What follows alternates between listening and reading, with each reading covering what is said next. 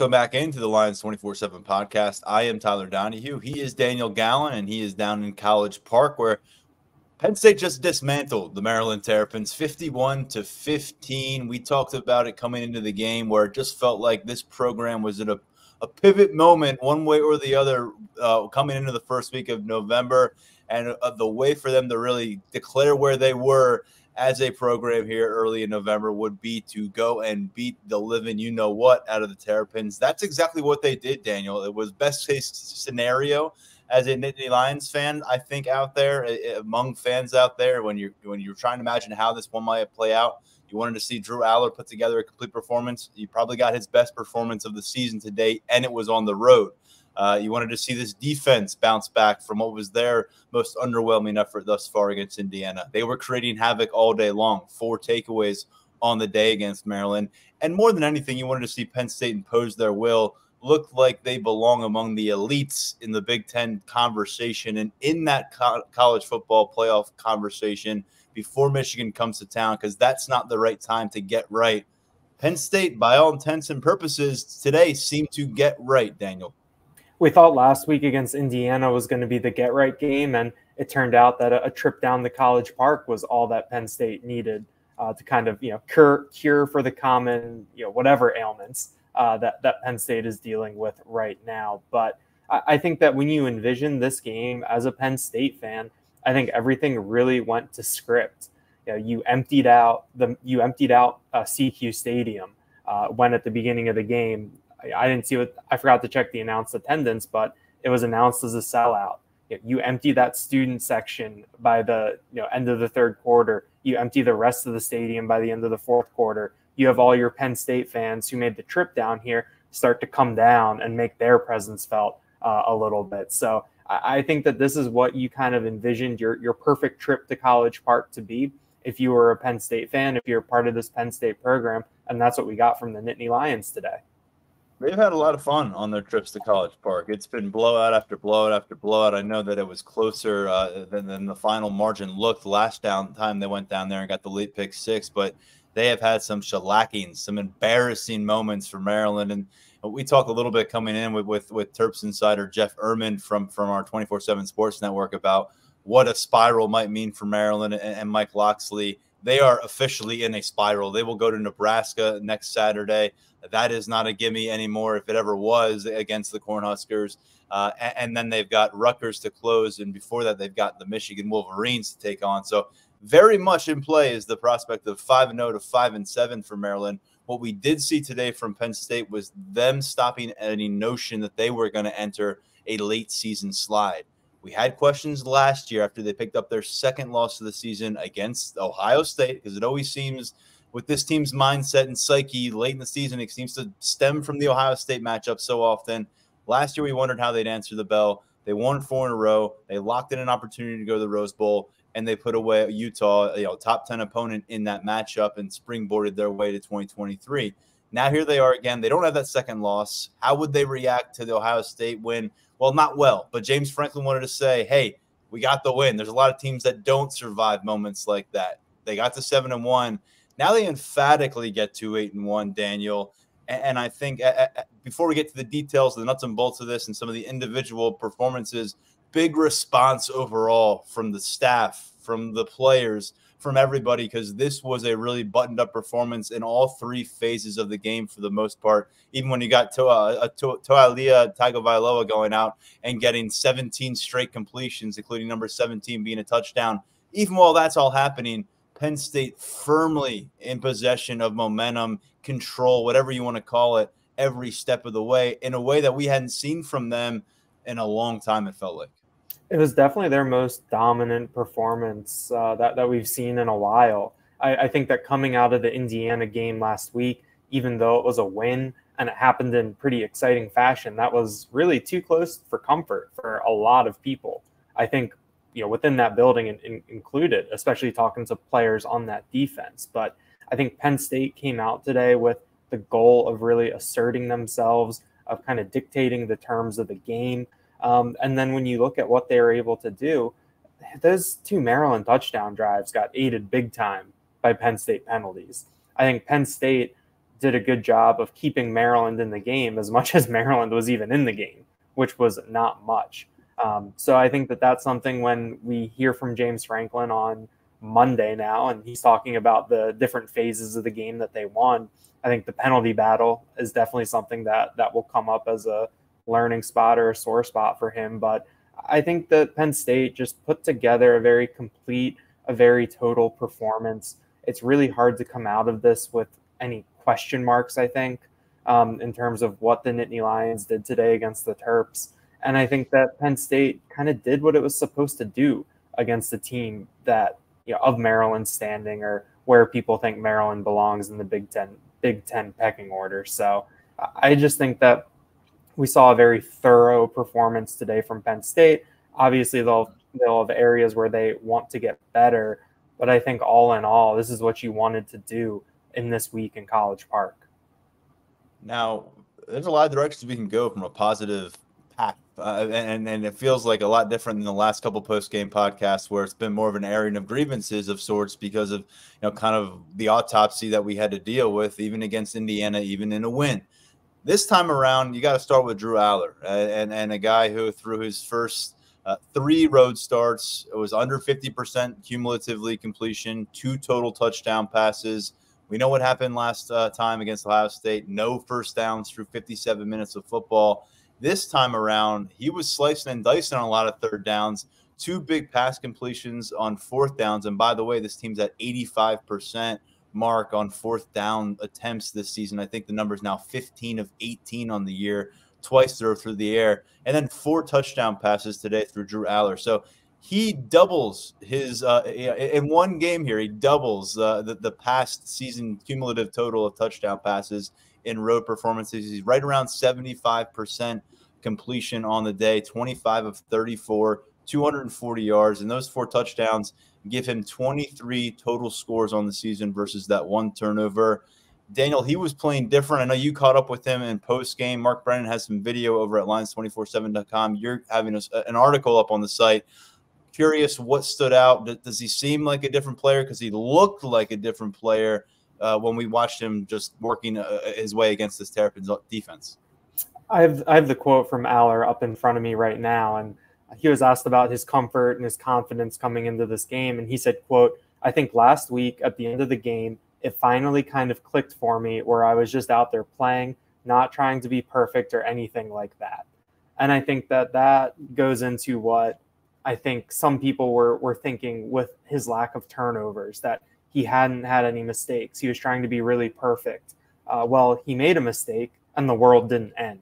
And that's something that he can hang his hat on a little bit. I mean, I'm still in the process over results standpoint, where that interception against Indiana last week was awful given that situation, what was going on in that game.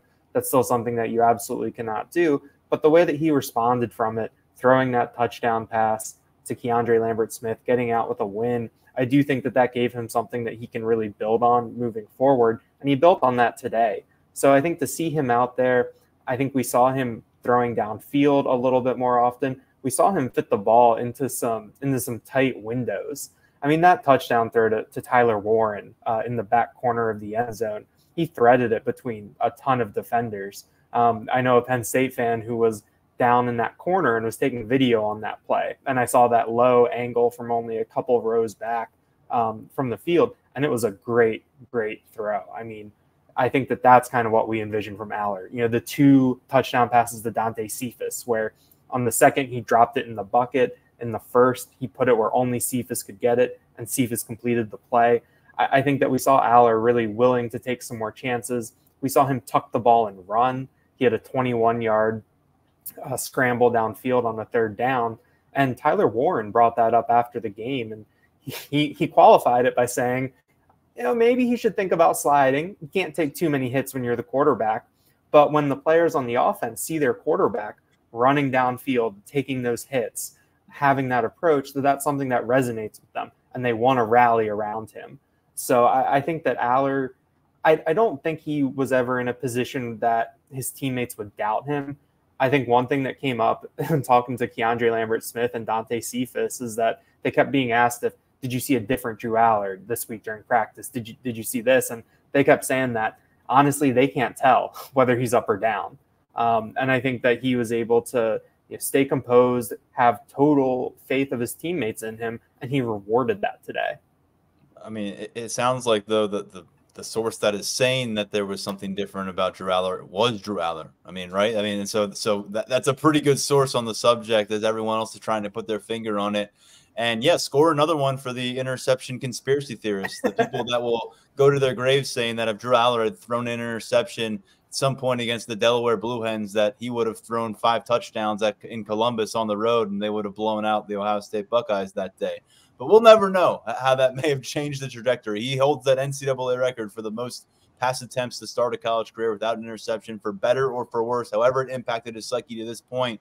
That's in the past, and what we have here in the present is a performance that, again, I haven't really reviewed what's happening across the conference right now. I don't think there's a lot of offensive barn burner performances coming from the Big Ten West based on the scoreboard that I just saw. But Drew Allar is going to be in the conversation to be Conference Player of the Year. Conference Player of the Week. Let's slow our roll a little bit here, coming out of the Maryland matchup, and more importantly, going into the Michigan matchup. Let's face it, going into Beaver Stadium for a matchup of this proportion, the marquee week that we're in for against the Wolverines and all that, it's nice to be able to do that on home, not to get on a plane, have to travel, stay in a hotel, show up to the opposing park and deal with all that stuff. And so that you're already in a different situation than you were against Ohio State. But now we've seen him take the punch. We saw him take another punch against Indiana, get up, dust himself off, and put together what to this point is really the most impressive body of work when you look at the way he was throwing the ball, distributing the football. We've got receivers stepping up. We'll talk about that in a second. But, man, it feels like this passing attack, starting with the quarterback, found some early November momentum before the Michigan matchup. And if we're all being honest with ourselves, that's a very difficult thing to find at this stage of the season. So I got to give them a lot of credit. I've got to give the offensive coordinator, Mike Yurcich, credit for what they came up with today.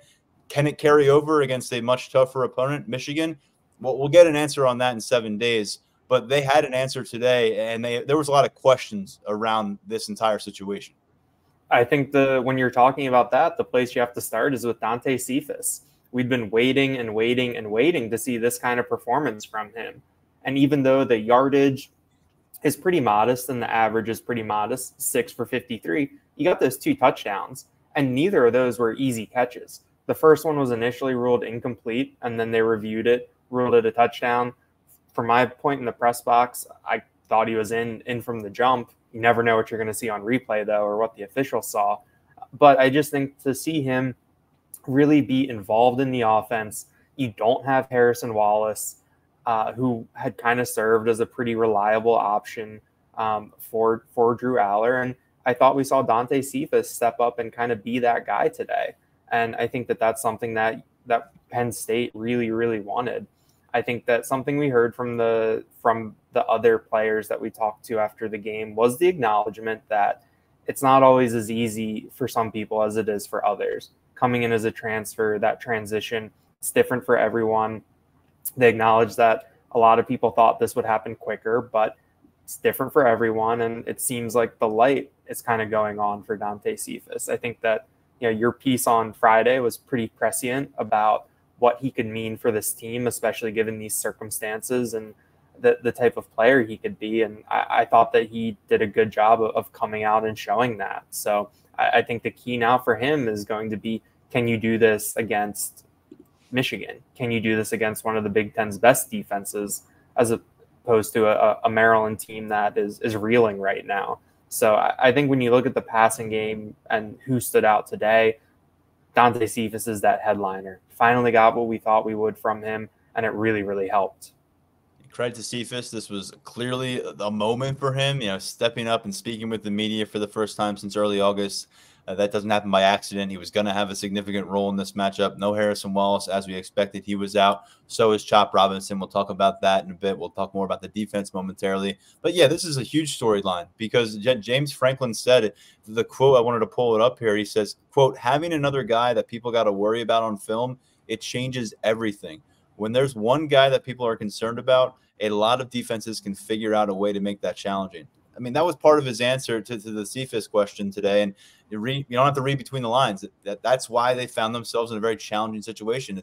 They didn't feel like they were putting enough on film where the opposing defense was going to have to respect their ability to spread the football field with playmakers on the perimeter. And to this point, I think defenses have been validated in that reasoning.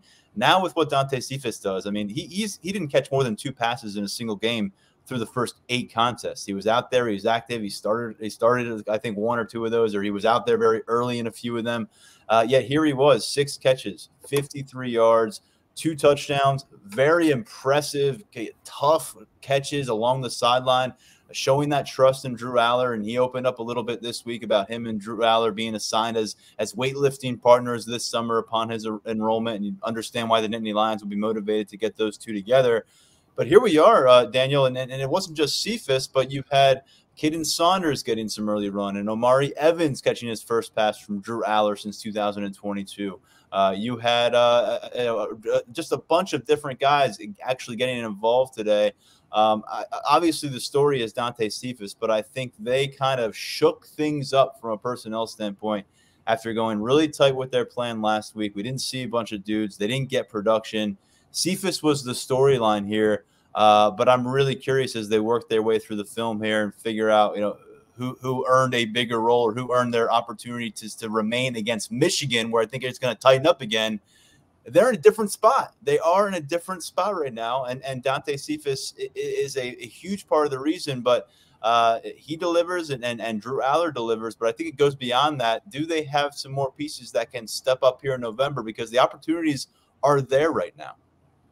We did see some different personnel groupings today, and I thought that was good, even if it is not just because it was against an opponent where you could afford to do that, but I think that that's something that Penn State is going to have to do to beat a team like Michigan, to mix and match and see who can make a big play, who can do something for you. I mean, I can't remember the last time we saw Omari Evans get first half snaps. That might be one of the only times this year that we've seen him that early in the game. So I think that's something that's good.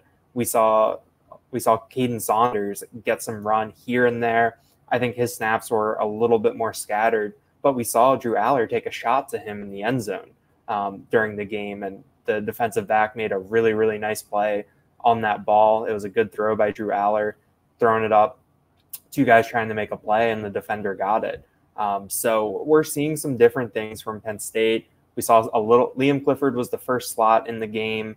We saw Malik McClain rotating in on the outside. It was still largely Keandre Lambert-Smith and Dante Cephas as the top 2, but we saw a little bit more variety than we did in that Ohio State game, where everything, and even last week against Indiana, where everything just felt like it was so buttoned up, so station to station for the course of that game. So I think that's something that can help Penn State. They're still leaning on those tight ends. We're seeing a lot of Tyler Warren out there, a lot of Theo Johnson. We saw a little bit more Khalil Dinkins than we have in the past. And when they put those 3 tight ends out there now, it's not only the T formation. They're doing a couple different things in there. So I think I think it's just easier to feel so much better about this passing game today than we were at this point a week ago, where we were talking about who's going to step up. Why aren't they giving more guys chances? Why aren't they trying something different? They did that a little bit today. And I think that's something that, as we go towards Michigan, it is going to be really interesting to watch. What is going to stick from what we saw against Maryland? Because some of the stuff that we saw earlier in the year didn't stick when they went to Ohio State. I mean, you're looking at 8 different pass targets getting on the reception board here against Maryland. Keandre Lambert-Smith, though, is the headliner once again. 8 catches for 95 yards. There's a moment there where the entire Penn State community, I think, is holding their collective breath and saying, this is the guy who's been the most consistent, the most reliable, the only reliable component of the receiver room. All of a sudden, we get a second receiver making plays, and now we're going to lose the number 1 guy. He was back out there 2 plays later. It looked a lot scary in the moment. He reached for his left knee. He appeared to be in some pain. Looked like it was just more of a contact deal than any kind of structural thing. So he was back out there. He was playing. Keandre Lambert-Smith, though, let's credit where credit is due here, Daniel. He's the guy who keeps delivering big plays. He had a 38-yard pickup on the play that he was briefly injured. He had a 20-yard gain on that play, 8 receptions, 95 yards, just stacking onto those already career-high stats on this season.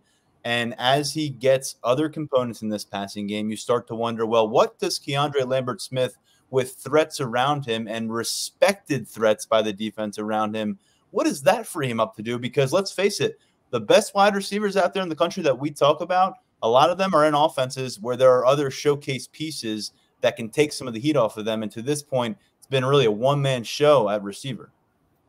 Yeah, I think that's something that we've talked about with Keandre Lambert-Smith this year, is that he is Penn State's wide receiver one.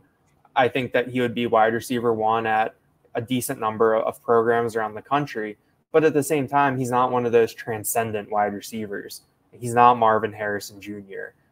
He's not someone like, I don't know, Jalen Hyatt last year at Tennessee. You know, some of these really big play wide receivers that always seem to get it done no matter what, on their own, no matter what the circumstances are. I think Keandre Lambert-Smith is someone who does need some help around him. And that's not a knock on him, because the elite of the elite are such a select few.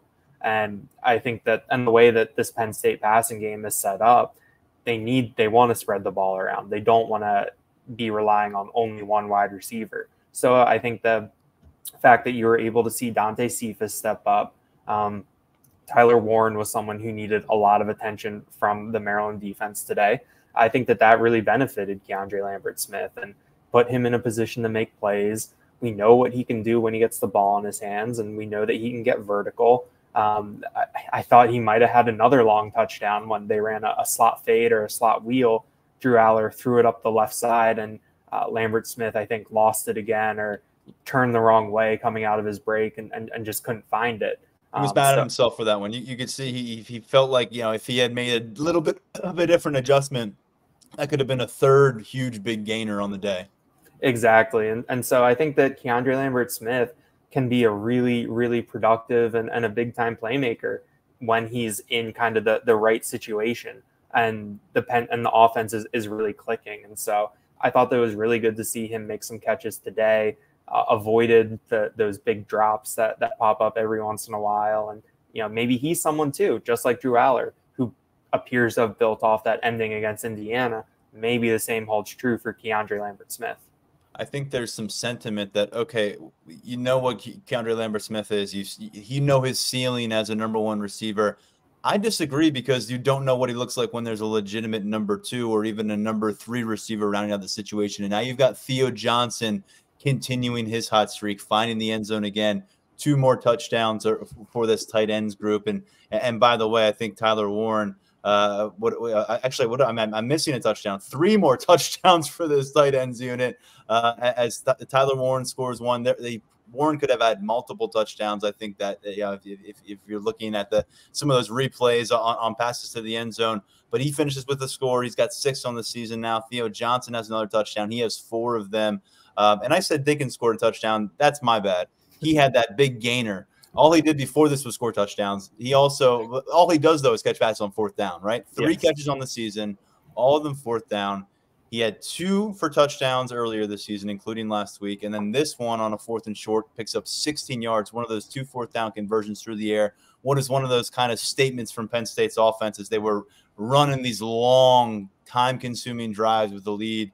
And, Dinkins, Warren, Johnson, whoever it's been, 12 total touchdowns. That leads the nation among tight end units in the country. And Daniel, that's just a well that Drew Allar seems to be getting more and more comfortable going to. And again, Dinkins just proves to be a guy who shows up in key moments, whether he's helping push Drew Allar into the end zone or, coming up with a key catch, where if he doesn't, you got to turn over on downs.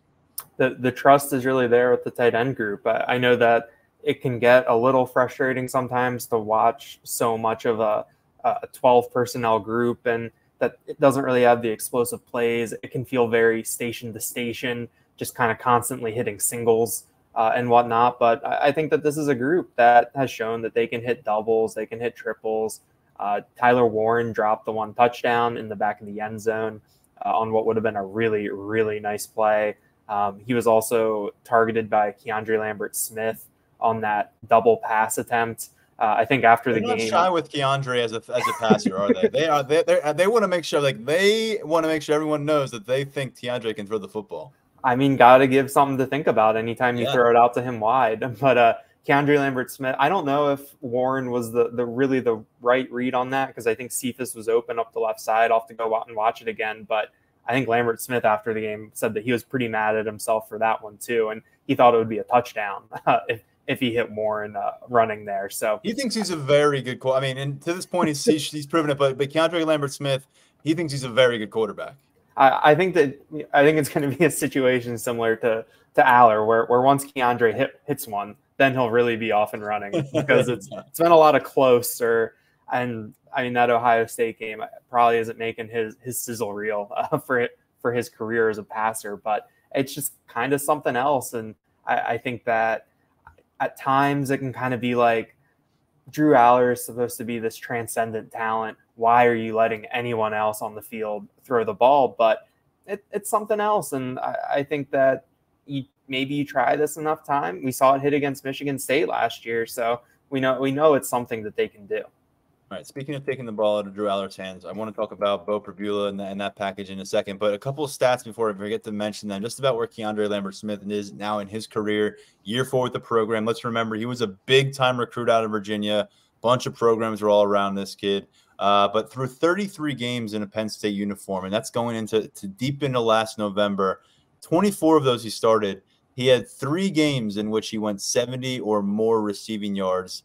He's got 7 of those in the last 11 games, going back to late November last year. So not only has he proven to be up to the task of delivering game performances that lead the way for that receiver unit, but he's been doing it again and again and again, and in postseason matchups and in Big Ten matchups and on the road. So he has developed that consistency. And then where might you find a spark? I mean, when we look back at the career of Drew Allar, or just the sophomore season of Drew Allar, you look at what he did against Ohio State, and for the first 57 minutes of the Indiana matchup, he was 36 of 71 passing. That's 51% rate, 333 yards through the air, 3 touchdowns, 1 interception. And so that timeline stops with that 1 interception, the first interception.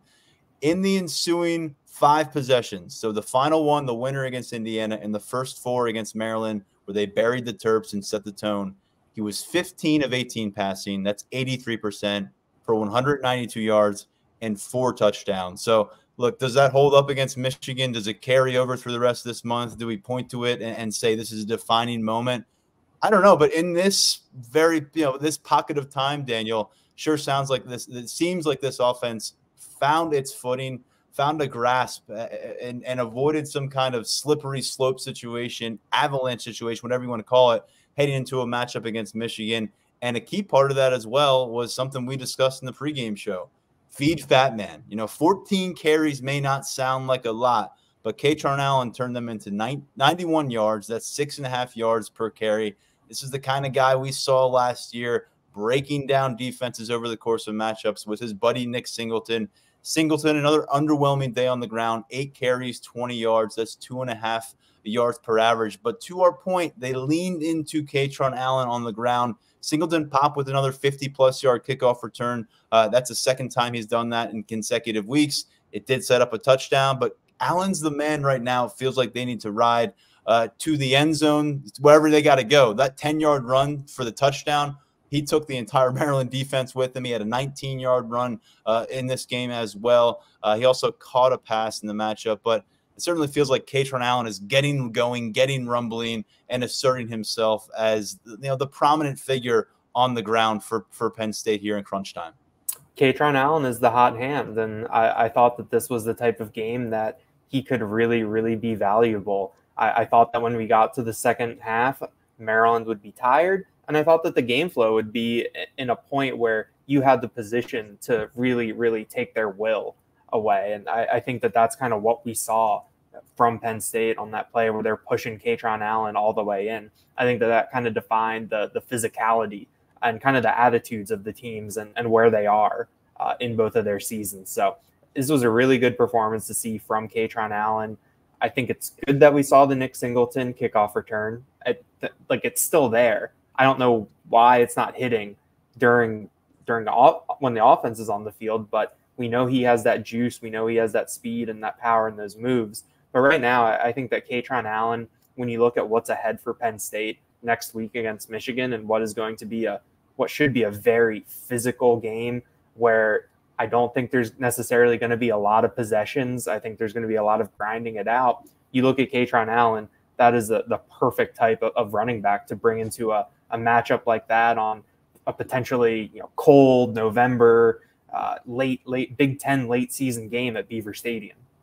Last year against Michigan, and what was just a nightmare of an afternoon for Penn State, 6 carries for Kaytron Allen. That was the lowest for him in Big Ten action throughout the entire season. Expect that to change. I'm going to set the over-under at like 22 touches for Kaytron Allen if you want things to go according to plan for you offensively. It's tough to go according to plan against Michigan. That's a matchup we'll break down a lot more into next week, and there's a lot going on beyond that matchup, of course, when it comes to the next opponent.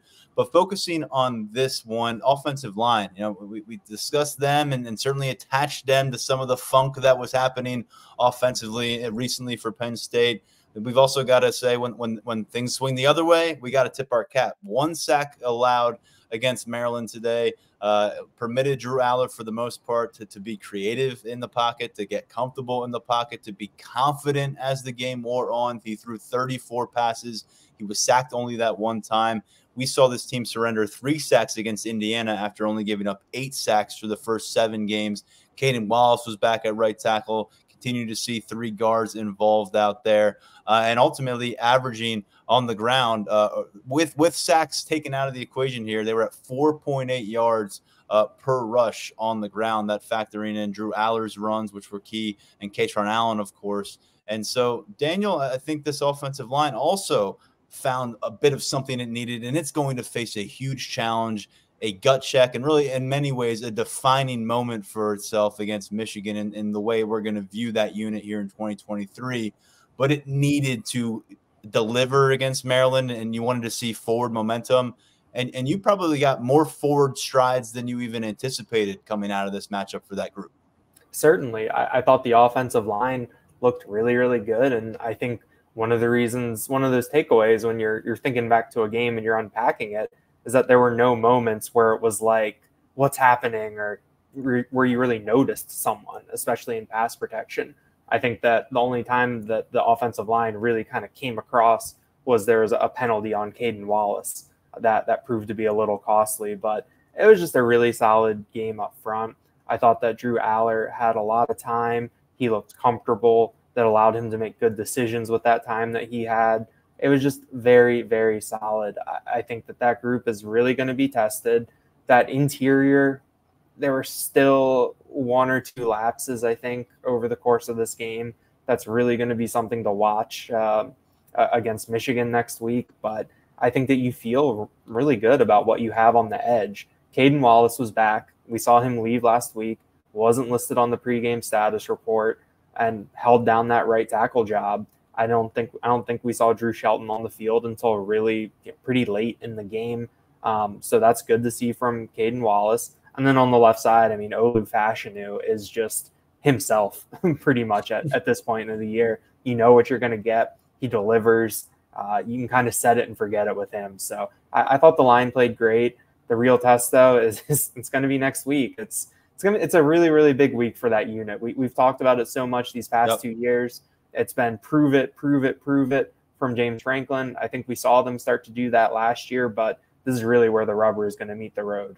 Yeah, they were absolutely obliterated up front in Ann Arbor last year. 2 years ago, in a narrow loss to Michigan, they gave up 7 sacks. Caden Wallace had a bit of a rough afternoon, if I can recall correctly. Olu Fashanu was not yet an ascending, transcendent tackle figure.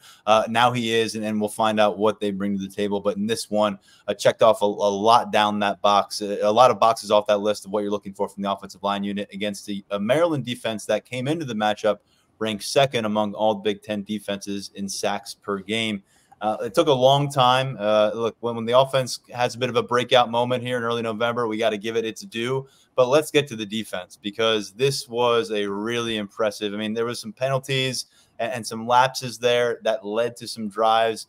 They had a hot quarterback on their hands for much of the matchup, and it's not the first time we've seen this guy get hot against Penn State. 3 of the 4 times he started against them, He's been the best player on the field, I think you could say, for the Maryland Terrapins. Unfortunately for him, he transferred out of Alabama and to College Park, and he didn't have the same supporting cast throughout his career, including these matchups against Penn State. Eventually, the wheels come off as you think they might, and the turnovers come. And at the foundation of all this is Maryland just has no hope and really didn't seem like that much desire to establish the run. It was absolutely painful, I'd imagine, for any Terps fan hoping to see their offense establish some kind of balance. They finished collectively with negative 49 rushing yards. Even when you take away the sacks and adjust things there, they're still under 0. They're in negative yards, -2 on the day for rushing. I mean, this was an historically dominant performance for Penn State. You're stacking up against some really decades-old performances against opponents you couldn't believe in Penn State history in terms of less rushing yards all time. Daniel, what did you make of a bounce-back performance from a defense that was kind of, looked like they were on ice skates a little bit last week, and that wasn't something that was we were accustomed to seeing from Manny Diaz's unit going back for about a year's span? I think that you look at what you were worried about off of last week was the lapses, the things that gave up the big plays. I think that early on, Talia Tagovailoa did a nice job of taking advantage of the free plays. I thought that was something that we hadn't really seen too much this year, mostly because the Penn State defense has been pretty disciplined, but that's kind of goes into what we've been talking about, how there were guys on this offense that could make you pay. Caden Prather had a couple nice catches. Ty Felton had a really nice catch and run at one point in the game. But I think that Maryland was just so one-dimensional that it kind of handcuffed them a little bit. Even though Talia Tagovailoa is completing all those passes, I thought Penn State was doing a nice job of keeping it kind of station to station. He was averaging just around 10 yards per completion through there. They weren't really breaking off big plays, and Penn State was using that pressure to get them off the field when they needed to. And you look at Maryland's running back group, and it's not the worst group of running backs. I mean, Roman Hemby had a really nice redshirt freshman year last year. Antoine Littleton is a load. I think he's like 232 pounds. He can get in there. And then Colby McDonald is someone who's done some nice things. But I think you just point to the mismatch in the trenches where that Penn State front is so physical, so aggressive. They bring a lot of different pressures. We saw a couple different looks in the Prowler package today that we hadn't seen before. And I think that Maryland just kind of knew that if it was going to win this game, it was going to have to be on the arm of Talia Tagovailoa. And I think Penn State kind of knew that too. I mean, 2 years ago here in College Park, Tagovailoa threw it 57 times. It looked like he was going to get close to that today with how much he was throwing in the first half. But I think he finished with 39 completions. So I thought that the Penn State defense, especially that front, had a really nice game. And most importantly, Penn State just avoided those complete breakdowns. I mean, there's still penalty issues. I mean, you take away penalties, this might be another shutout. But I thought that the Penn State defense rebounded really nicely. We kind of knew that the level that they were playing at, it's just so hard to sustain. Last week against Indiana happened to be that step back, but they're right back to where they were pre-Indiana right now. And you look at Tagovailoa was 10 of 10 for the first 3 possessions, and yet they had no points. And that's when you kind of thought, okay, Maryland's in trouble. They've got a hot quarterback right now, but they're not getting anything out of it. They had a turnover on downs that they tried to play it aggressive. It didn't work out. Penn State's defense snuffed it out. And they had the fumble after the completion. And then they had a punt, and before you know it, all of a sudden Penn State putting up points. He ends up going 17 of 17 to start the game. I think it extended beyond that, but his 17th completion was a touchdown pass. And you're just wondering, okay, is Penn State going to come up with an answer here? The rest of the way, he's relatively pedestrian, 12 of 22. Ends up having the costly interception. So you kind of tip your cap to this guy. He's going to end up with holding a lot of Maryland records, but he's not going to have a lot of meaningful wins unless they. I think he has all the records already. Yeah, so I mean, he's just going to bury everybody else who wants to chase them, I guess, and then and he's going to really stack that, and we'll see if they're able to get back to a bowl game and he gets a chance to get a third bowl win. But we've seen him here, we saw him come up to Beaver Stadium his first year as starting quarterback and do some pretty special things here against a beleaguered Nittany Lions squad. And we've checked in on him every step of the way. But unless he does beat Michigan here in November when they take on the Wolverines in a couple weeks. As we heard from Jeff Erman, it's hard to find a signature victory and when you're talking legacy with this guy. So just to turn the page from him, because when you see a guy play against you 4 different times, I feel like a lot of opponents probably felt the same way. Maybe other beat reporters covering Sean Clifford last year just want to take a moment, reflect on the journey, and we'll move on from there. But I think when you look at some individual guys who are popping up here, Adisa Isaac, I mean, he's up to 6.5 sacks. I think that count is. His career high was 4 sacks coming into the season. He did that last year. And I believe much of that work last year was done in November and in the Rose Bowl. And I'm just thinking about maybe the last 12, 13 game sample size for Adisa Isaac and how that may measure up against some of his other Big Ten contemporaries. And you start to forget about the Achilles injury because it's a while back, and you forget about his recovery back, and you just figure out what you have in front of you here. Adisa Isaac is playing at a tremendously high level in a moment where you are without one of the best defensive edge rushers in college football. And, man, he's showing up in a big way. Definitely. I think when you lose Chop Robinson, you need guys to step up, and Adisa Isaac was one of them today. He had a really big sack that I think snuffed out a drive, and it kind of made his presence felt a lot. He's such like when you talk about Chop Robinson, I mean, Chop is a super athletic guy, just is so fast off the ball, is so quick around tackles, but Isaac is so long and tall, and that he's able to really affect the game in a couple different ways when he's coming around the edge. And I think that he's someone that when you talk about leaders on the team, guys who have been around for a while, who really want to play determined, I think that he might be at the top of the list on that defense. So he really showed up against Ohio State. I mean, you want to talk about guys who really brought it to Columbus. He was ready for that stage. He was ready to deliver on that stage. And I think he'll be the same way next Saturday. Certainly. And I think that he's kind of a tone setter for that room, for that line as a whole. And when he's starting to get back there, I think it just makes everything else easier. And don't overlook it. I mean, he's definitely making himself some professional money these past couple of weeks too. So I think that he's someone that when you think about the injury and just kind of his backstory, it's really cool to see him having this type of success. And it's really huge for Penn State. You know, these edge rushers can win you a game here and there. So, and they might need to next week against J.J. McCarthy. So I really like what we've seen from Adisa Isaac. Yeah, and I think of the last 5 years, Penn State fans who pay attention closely to the team, they've seen Adisa Isaac go from a guy they view as a top 100 prospect that they were excited to get back on campus for the talent, and now they appreciate the value that he has brought to the locker room, what he has meant to his family, those who have followed along closely. So it's good to see him fulfilling individual goals, but it's, they're reaping the rewards collectively here. And when we heard from him out in Pasadena and Los Angeles last year in early January and why he was coming back, and this is exactly kind of the dream scenario playing out for him thus far. And when we look at that defense, we want to talk about guys who are disruptors. And the one name that I brought up on our pregame podcast, and I said, are we going to get the November 2022 version of him here in November 2023? Because we haven't exactly seen the entire 2022 version replicated and built upon. Abdul Carter, he took a step forward today, Daniel, and he was a tone setter in the kind of way that I don't think he has established himself as through the first 2 months of this season. He came up with a sack to end the quarter. I think it was the first quarter of this game. Again, tone setting kind of play. And I just thought he was very active on the day. I thought the linebacker unit, and we'll get to some others, had a tremendous day. It was an LBU kind of performance against Maryland. But it's going to start with this guy when we're talking about the linebacker room. And if we're going to talk about this defense going from as good as it's been through the first couple months to taking another step forward and really trying to throw a haymaker here and land in the college football playoff conversation, he's got to be one of the catalysts.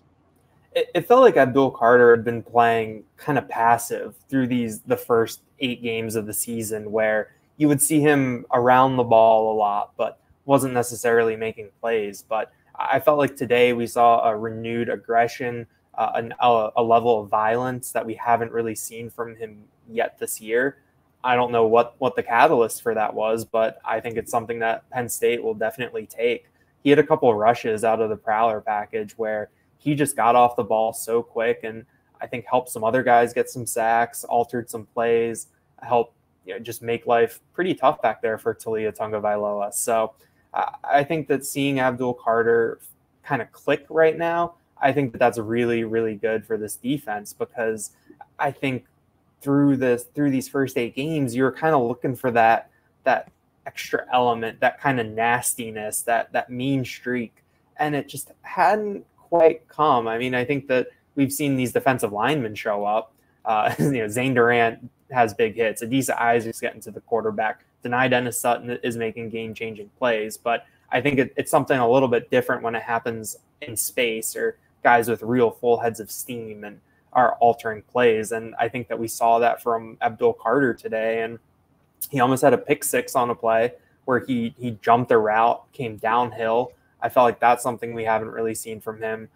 So this is a very, very, I think, promising performance for this Penn State defense, because if he can play in that kind of November 2022 level, that's huge for the Nittany Lions. So many encouraging things here. I mean, you're just wondering how much of 60 minutes in College Park can you bottle up and apply to the next 3 matchups here, especially the next one in Beaver Stadium here next Saturday. But whether it's Abdul Carter's performance or another receiver stepping up, or Drew Allar playing as he did, the offensive line playing as stable as they did. I mean, there's just so many things you can point to that were huge. And last week against Indiana, not only was it some of the lapses on the plays, it just wasn't an explosive-looking defense. Only 4 tackles behind the line of scrimmage against the Indiana Hoosiers last week. That was a season low. Today, 12 tackles behind the line of scrimmage, 6 sacks on the day. The wealth was spread in that regard. And I want to get to a young, dynamic freshman. We haven't seen many freshmen involved. Jameel Lyons was the 5th to burn his red shirt from that class. So they've all been on defense. It's Jameel Lyons at defensive end, King Mack at safety. You've got Elliot Washington and Zion Tracy at cornerback. And then Tony Rojas. Hello, Mr. Rojas today. Look, he was the talk of the town for much of spring camp, but he plays at a position. And by the way, that buzz didn't really stop in preseason camp. We just didn't really, we just got used to hearing it, I guess. And putting on 30 pounds, flying around the field without hesitancy. And yet he's in the linebacker room that played pretty darn good for the most part. And they have some really impressive established guys. He got some run today and late in this game. It was his first chance to play in a couple weeks, actually, on defense. And Rojas not only comes away with a strip sack, but he comes up with an interception that sets up another Penn State touchdown. These are, I think they lead to 10 total points for Penn State on the turnovers. That's half of the forced turnovers for this defense. And Rojas just gives you a glimpse that we may not get to see much of it along the way here in November. I think he was under 80 total snaps, under 90 total snaps in the season at this point. But, man, he is coming. He is coming in that linebacker room. Definitely. You look at what he was able to do in such a short amount of time. Strip sack, interception. He's from Northern Virginia, went to Fairfax High School, which isn't too far from College Park, depending on the traffic on the Beltway. So you knew that this was something that was pretty cool for him. I think Maryland was one of the first schools to offer him, and was involved early in his recruitment. So you talk a lot about the Maryland guys coming home, but for Northern Virginia, I mean, it's the DMV. So just a cool thing for him. And I think we got to see those splash plays. We got to see him coming around the edge, getting after a quarterback, getting the ball in his hands, do things that we'd only seen, and do it against a Big Ten team, and things that we'd only really seen against Delaware and UMass. And then to see that today against Maryland, and not just on kickoffs. I thought that was really cool. And the more reps like that you can bank, the better. Again, really good day for the linebacker unit. I think they were key. I mean, the defensive backs tackled well. The big thing about Tagovailoa, he was completing all these passes, Daniel, but to James Franklin referenced this in the postgame, there weren't a lot of explosive plays out of it. And that's because they were wrapping up. They got a little sloppy last week. James Franklin had some pointed criticism about where they were coming in terms of center of gravity against the ball carrier and trying to wrap up high last week. They got a lot of that remedied. Whatever message they were trying to get across in Sunday's film session and through the week of practice, I think that got across on defense. Dom DeLuca, who James Franklin called the man a couple times in postgame, had an interception. He seems to splash every game. So does Daquan Hardy. So does Johnny Dixon. They just have a bunch of defenders who seem to show up every week. So good to see this response. Let's finish at defensive end when we're talking about the defensive unit here. Chop Robinson, Amin Vanover, where do we stand with these guys coming out of the matchup? And because it was so personal for Chop and because you could see some of that emotion on his face pregame, unable to play out there for pregame warmups, can you talk us through that side? Because James Franklin said they were motivated not just to play well for themselves, but to play well for Chop Robinson. And for him to say that publicly, that's a pretty serious statement. Yeah, I think just to start with Amin Vanover, questionable, went through warmups. We saw him do a little bit more in warmups this week than we did last week. Ultimately didn't play. So you saw a lot of Zariah Fisher rotating in there and Nittany Lions officially burning that red shirt. Chop Robinson was interesting. Mark Brennan was at team arrival on Friday in Bethesda, saw Chop Robinson there. We didn't see him Wednesday at practice. And then that status report comes out and he's listed as out. Now he was dressed and did go through early warmups, and then came out in street clothes when the game actually started. James Franklin said that they traveled him so he could do some rehab type stuff and continue on his rehab trajectory. Get a workout in, get some work in on the field in a controlled environment. And we've seen Penn State do that through the first 3/4 or 2/3 of the year with this new kind of unknown thing with the Big Ten status report, where they've had players who've been listed as out going through warmups and then being in street clothes or not playing. And I think it makes sense in terms of getting these guys work, keeping them on rehab schedules and things like that. In the past, it might have been a little bit of subterfuge, but the Big Ten kind of eliminates that for us. But we talked to players after the game on both sides of the ball, and they knew how much it meant for Chop Robinson to come back here, play against the school where he started his career in his home state. Quince Orchard isn't that far from here. And so I think it was big. We saw after a sack, I believe it was Adisa Isaac, I forget who exactly, flashed up 4s in terms of 44 after making a big play. Chop Robinson said, the offensive player said that he was inspiring them. It was just a very, I think, overall, and just kind of a cool thing to see from Penn State, and I think it speaks to the personality that Chop Robinson has and kind of the magnetic type of person that he is in that locker room. 5 tackles for loss, 3 sacks, and a guy that a lot of the NFL draft industry experts will tell you fits that first round kind of profile. But we haven't seen him on the field since early on October 21st against Ohio State. So if he is trending towards getting back on the field against Michigan, and I think it's a positive sign that he was out in the field today, just generally after we didn't see him at all in Beaver Stadium last Saturday. What a boost that would be for a defensive line that's already boasting a bunch of depth. And the same goes for Amin Vanover, who has been on the precipice, it appears, of playing for a couple of weeks and more so this week because of the work we saw him put in on the practice field. But some more weapons that were not able to be a go today, but still 12 tackles for loss and 6 sacks. So it worked out pretty well. Before we get to Bo Pribula and what that may do for the Michigan matchup, special teams, Stacey Collins and that entire unit was an area that I think you, myself, Mark Brennan, anyone who really covers the team was putting in like the top 3 concerns, back in August. We all probably had that in our top 3 concerns at midseason even. But week by week by week, as we get into prove-it territory for every position and every coach and every player on this roster, special teams is answering a lot of those questions. We've seen big returns in the punt unit from Daquan Hardy, back-to-back games with big returns from Nick Singleton, setting up an offensive touchdown today, did Singleton. And meanwhile, Riley Thompson, not scaring you as a punter right now, at two for 2 today at 44.5 average, not making mistakes in key moments. But Alex Felkins has been the story here. We talked about Dante Cephas and what he has meant in this game, but on the season, this has been your most impactful transfer pickup.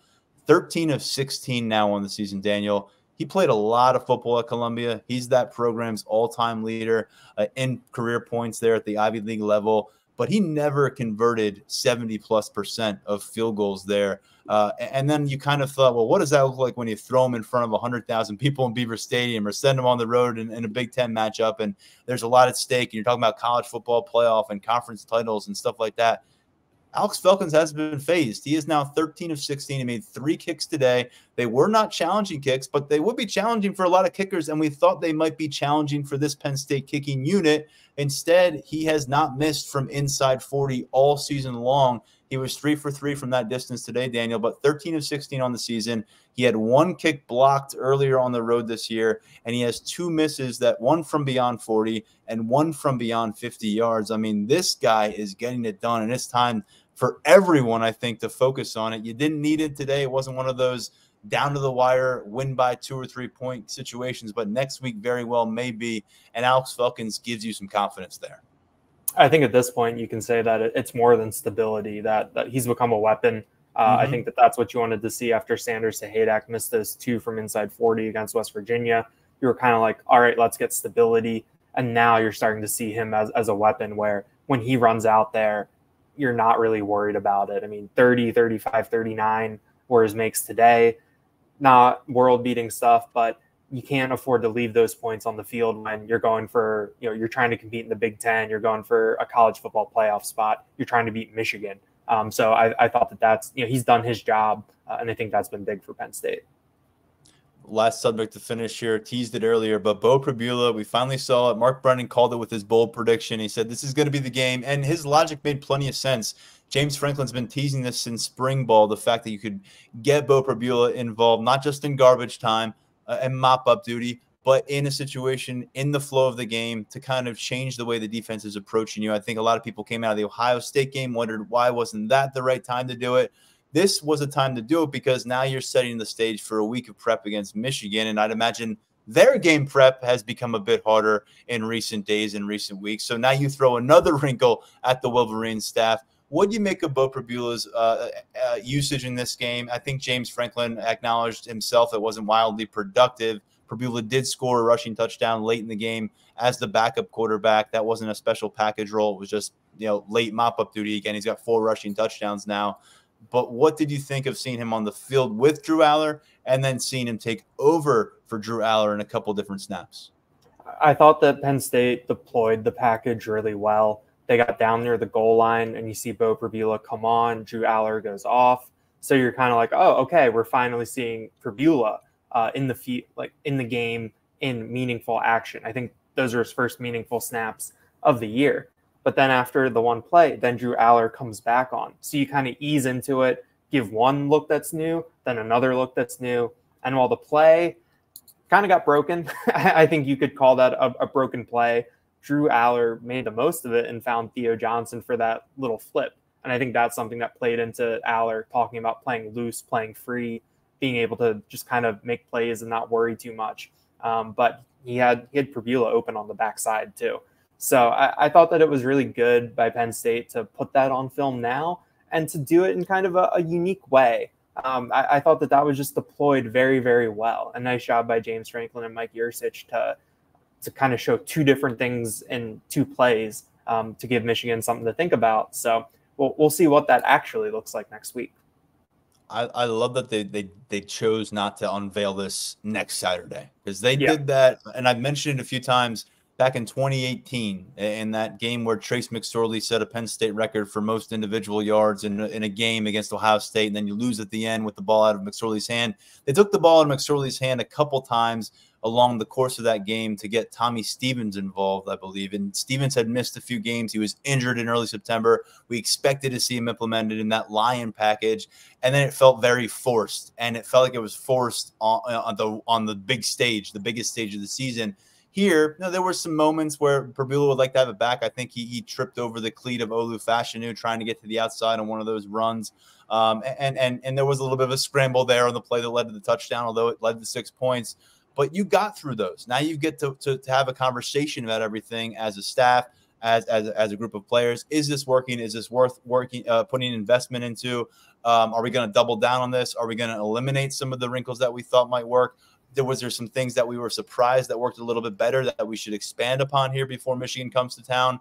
And now that gives you some options. And now Bo Pribula has a little more comfort. You've done it before. You've had these guys staying on the field against an 11-man live defense that wants to attack you, and you've looked at each other and said, okay, this is kind of weird, but let's roll. You've done that now, and so you've done it in College Park where you had a nice contingent of Penn State fans. By that point, and we're already seeing Penn State gain momentum. Rather than having to do it on your second possession when it feels like every snap is so valuable against Michigan, And I think that's a really smart design by Penn State. Now, when do we see it pop up, and how much do we see it pop up against Michigan, I think is a valuable question.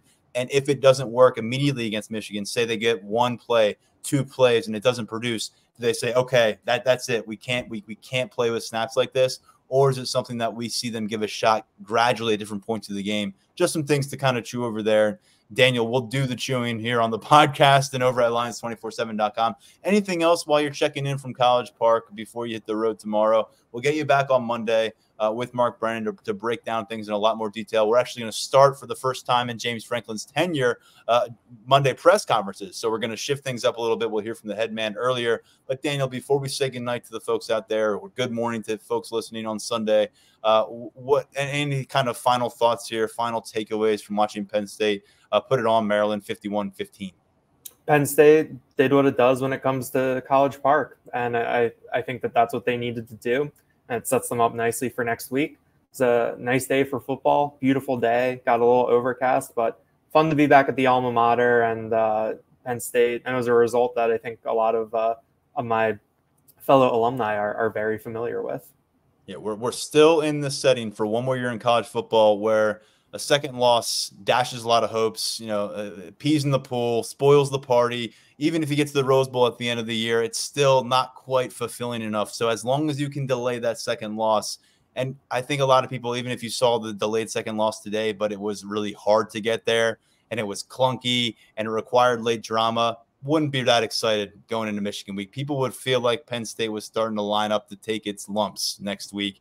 Instead, I think there's some renewed vigor among the fan base. I'd imagine that probably resonates inside this Penn State football program as well as they make their way back to Happy Valley, get settled in, get back into team facilities on Sunday. And not a lot of programs out there left, Daniel Gallen, have a sense that they can still be part of that conversation here as we get deeper in November.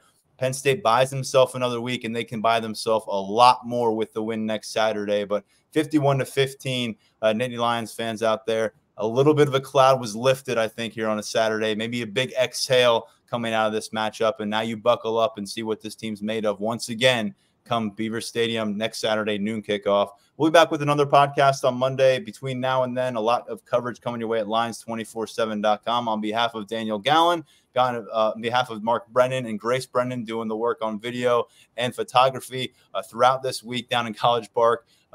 We are Lions247.com. This is the Lions 24/7 podcast, and we'll talk to you real soon.